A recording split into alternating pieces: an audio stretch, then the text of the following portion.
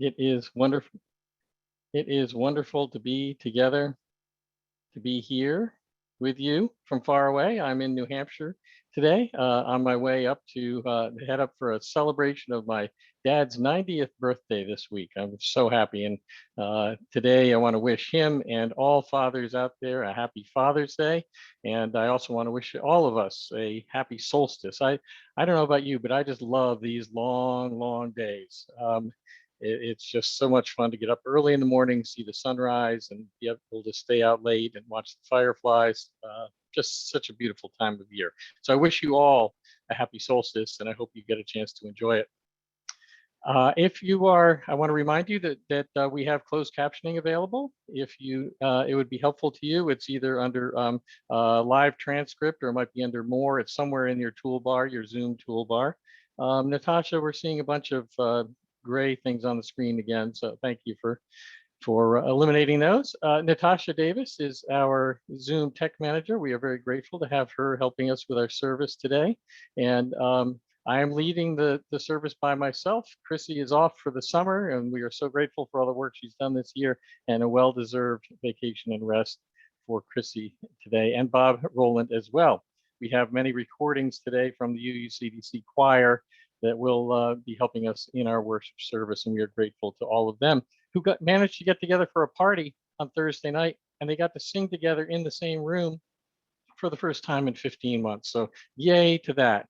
And we are so happy to be easing our restrictions and being able to get back together on church grounds, which reminds me, next Sunday, June 27th, from 5 to 7 p.m., we have a bring your own picnic on the church grounds. So please bring something to eat, bring chairs, bring blankets, bring games, and come and join in fellowship with other UUCDCers on the church ground, again, for the first time in a long, long time.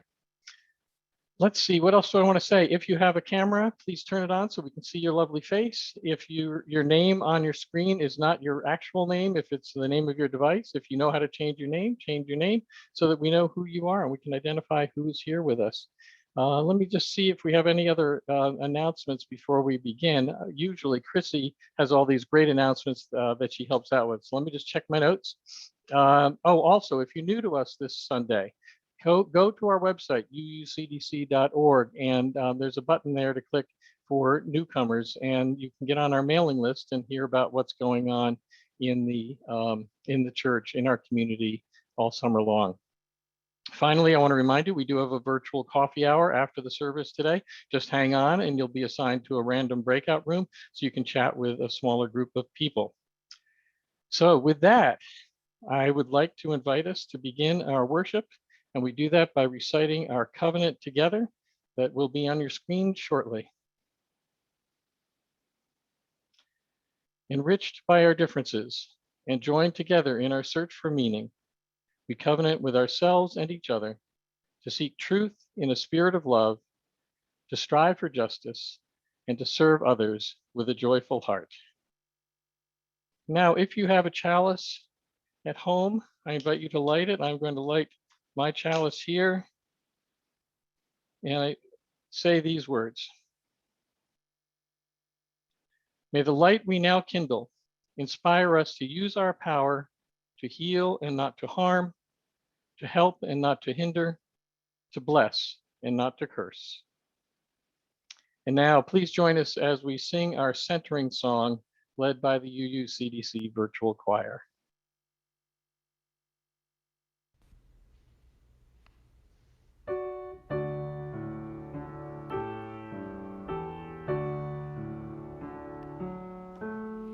There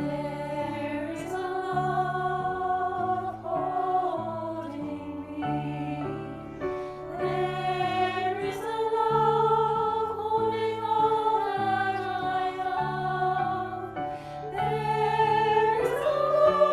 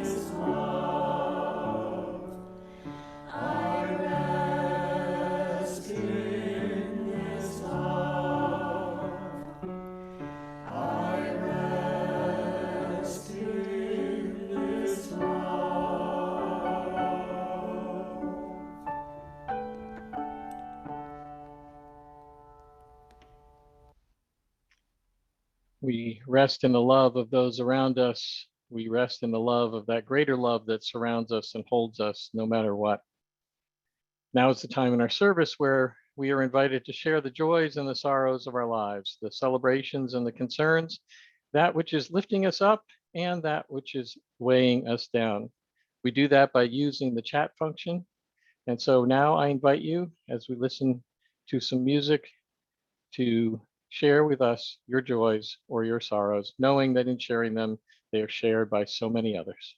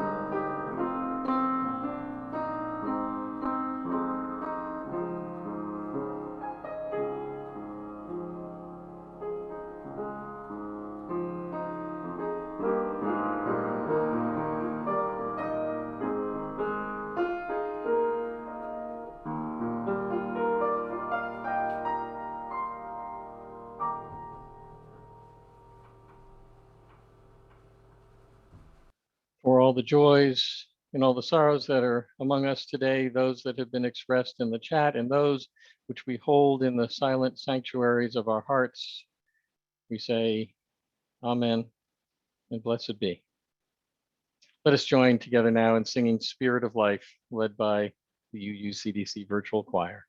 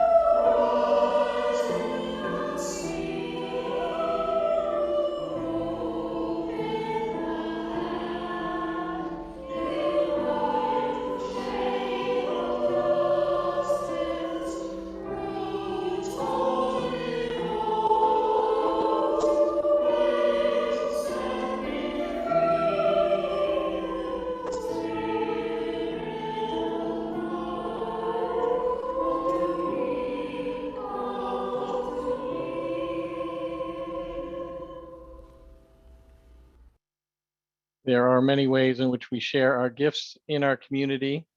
One of them is to provide financial support for the church and all its work in the world. We take an offering every Sunday to do that.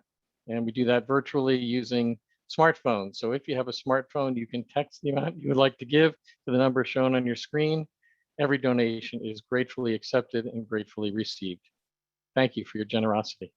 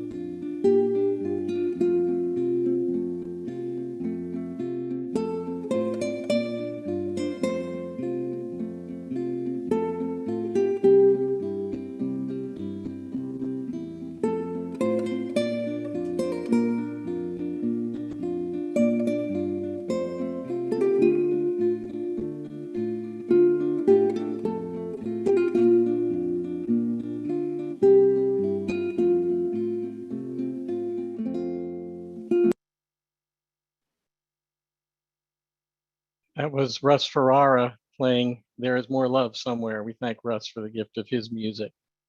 And we're glad he had first surgery on his fingers recently. That went well, and he's back playing the guitar again.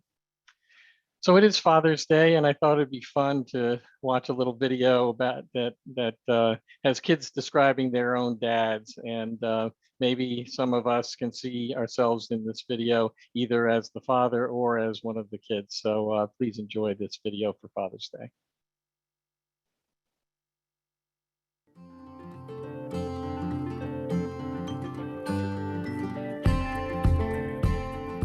Daddy's a wacko head.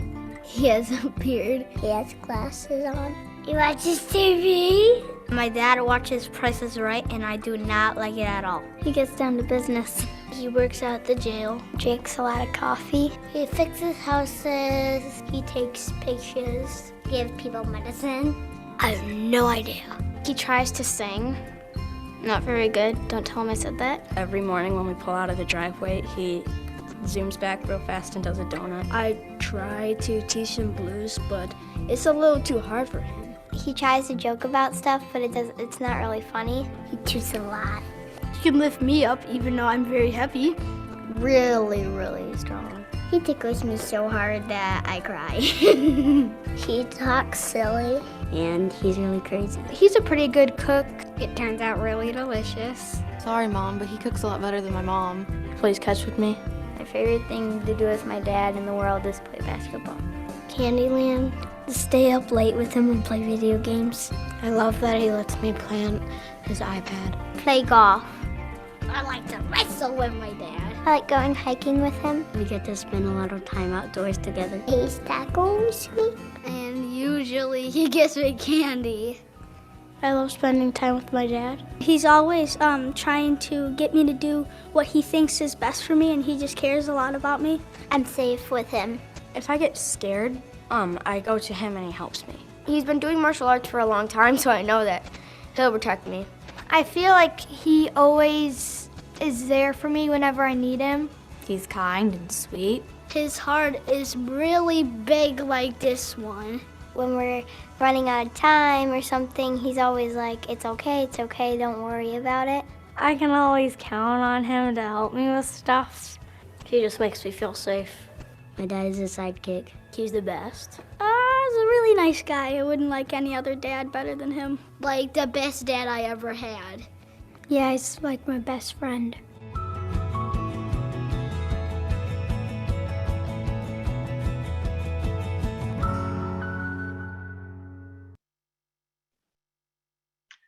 So because it's Father's Day and because it's almost the beginning of summer, I want to play for you another video. This is a video of Billy Strings playing with his dad, playing a duet, and they're playing Summertime. So enjoy the music. Thank you very much, Billy.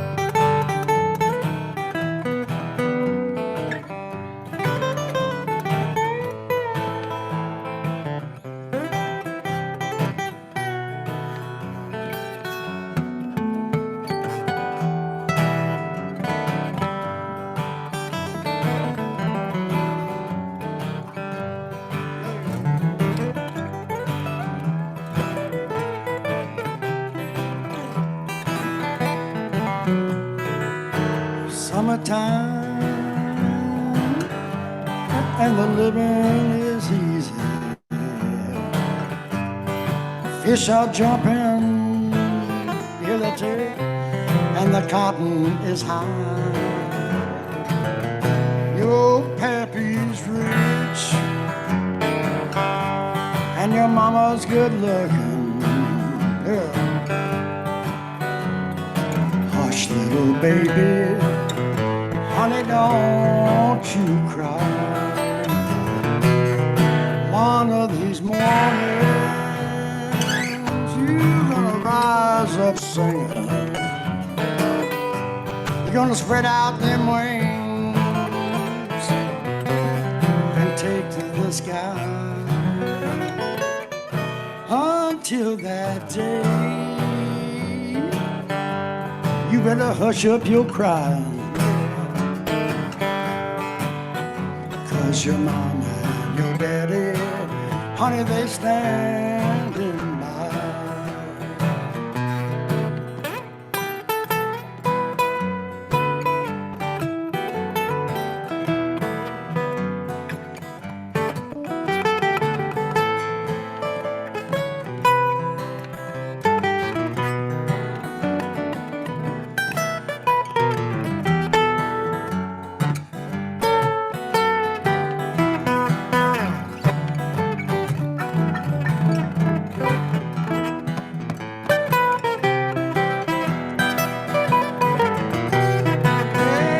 Summertime and the living is easy, and them old catfish are jumping, and the cotton is high. Your pappy's rich, and your mama's good looking. Oh, yeah. Hush, little baby, honey, don't you cry. I said, hush, little baby, don't you cry.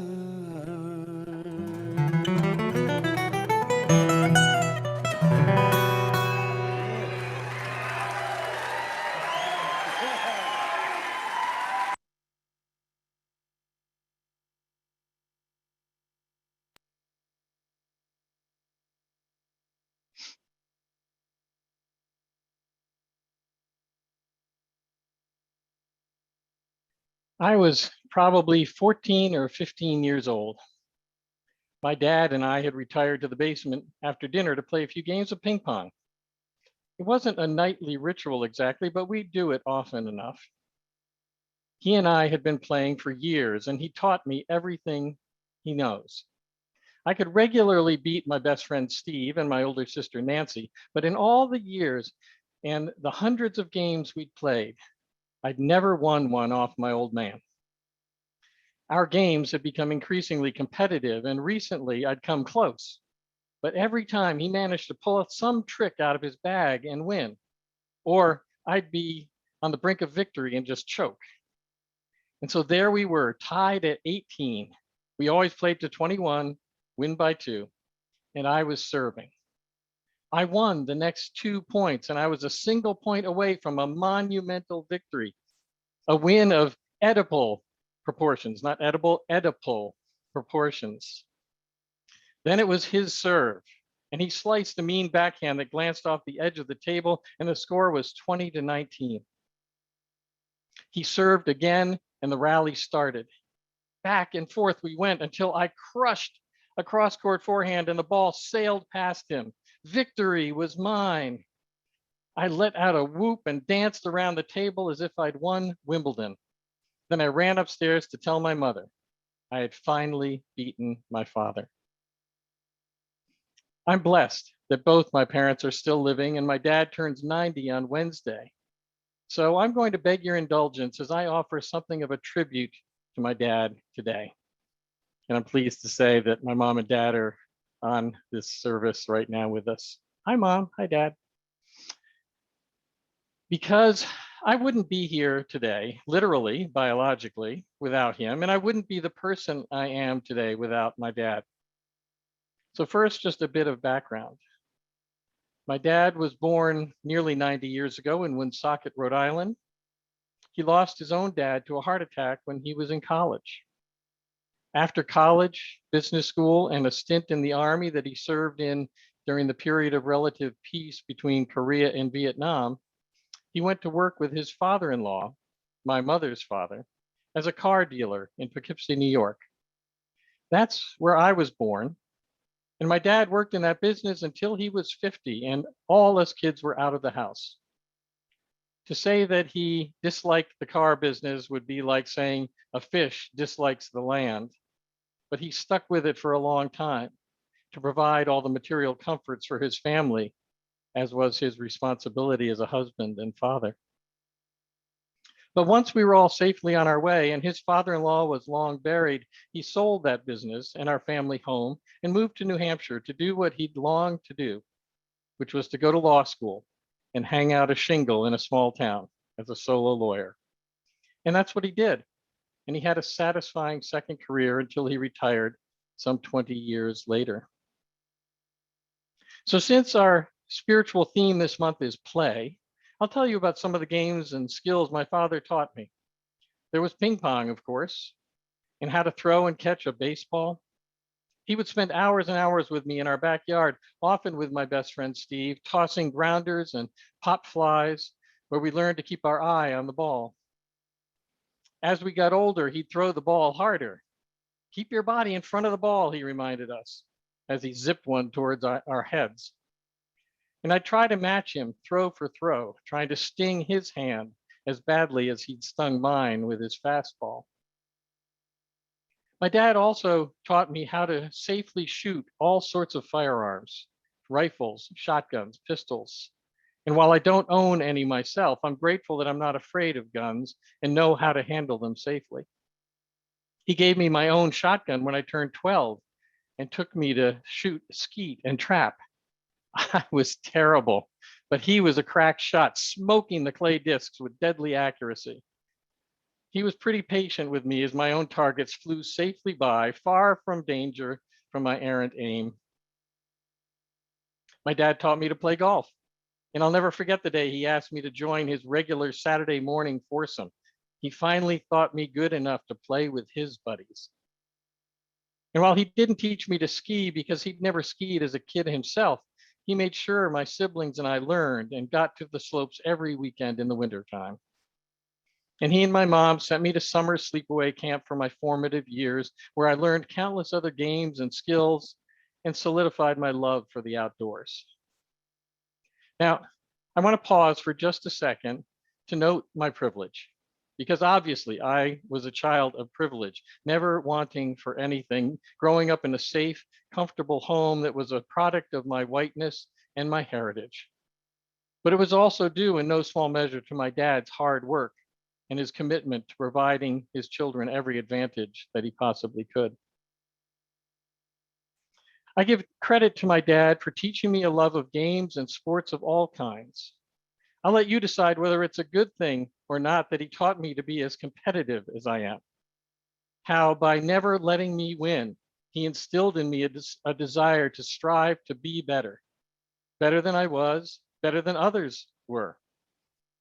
I think on balance, it's a good trait to have, as long as it's moderated when it needs to be. If you ask my daughters what it's like to play me in Parcheesi, you might hear that curbing my competitiveness can be a challenge for me. But beyond teaching me the finer points of so many recreational sports, my father taught me lots about how to play the game of life. And here's where I want to give him credit and kudos that perhaps are long overdue. First, he taught me the value of showing up, of how by our simply being there every day on the sidelines, literally or figuratively, to encourage, to cajole, to celebrate every victory and soothe the sting of every loss, we can make a huge difference just by showing up. Throughout my high school soccer career, in sunshine or in rain, my dad was there to watch my games. His commitment and how it made me feel to see him there taught me that showing up is important in every arena of our lives. My dad also taught me the value of service and giving back. From as far back as I can remember, my dad served as a volunteer on one community board or another, and he often served as the chair. He was on the bank board. He served on the board of our local hospital. And most important to me, he served on our local school board. And not only did he serve on the school board, but under his leadership, our school district built and opened up its first high school.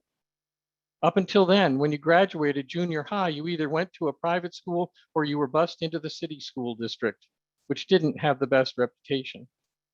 So think about that. My dad built a high school for me and my siblings. Of course, it's for the rest of the community too. Who else, though, can say that?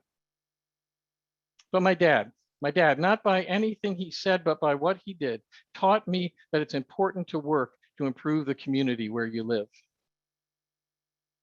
My dad also taught me that it's important to take risks, to try new things and not be afraid of failure.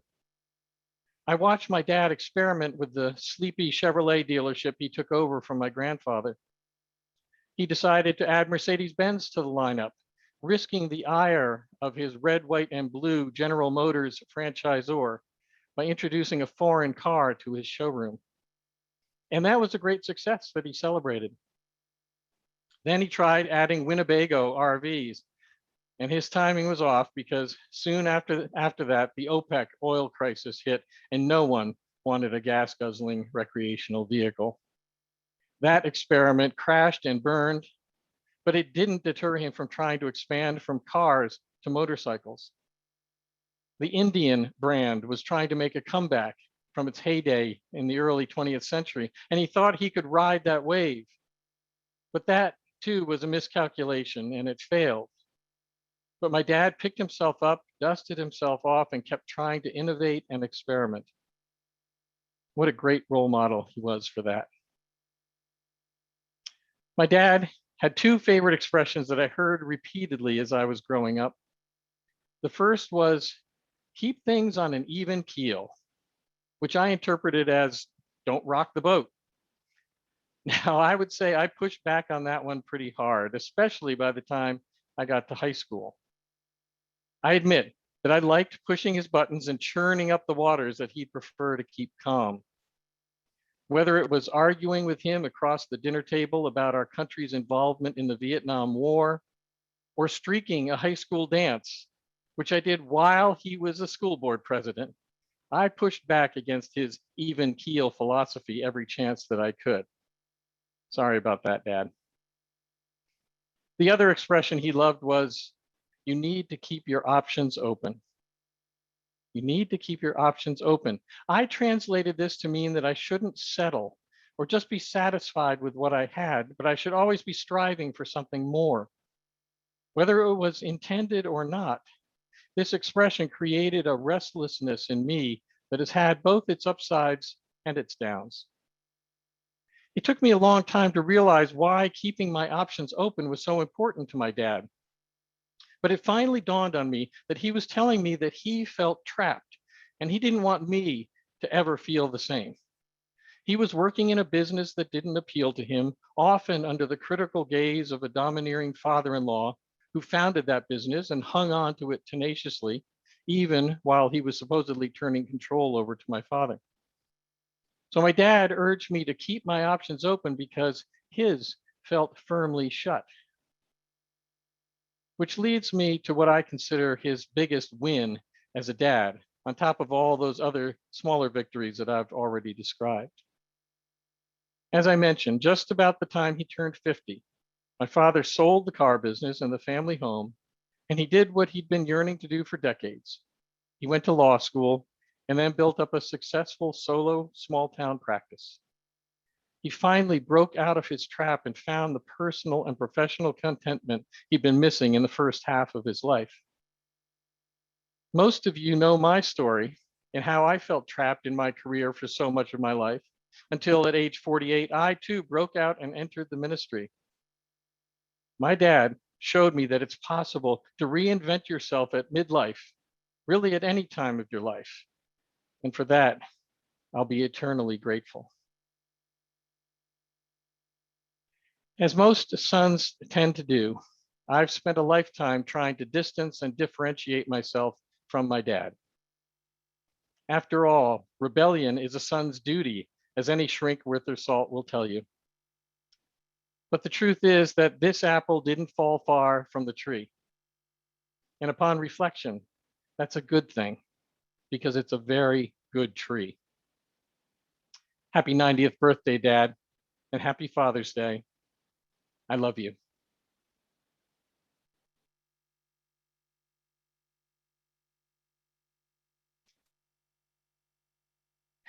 And now I invite you to join us in singing our closing hymn, Come and Go With Me. We're led by our UUCDC choir.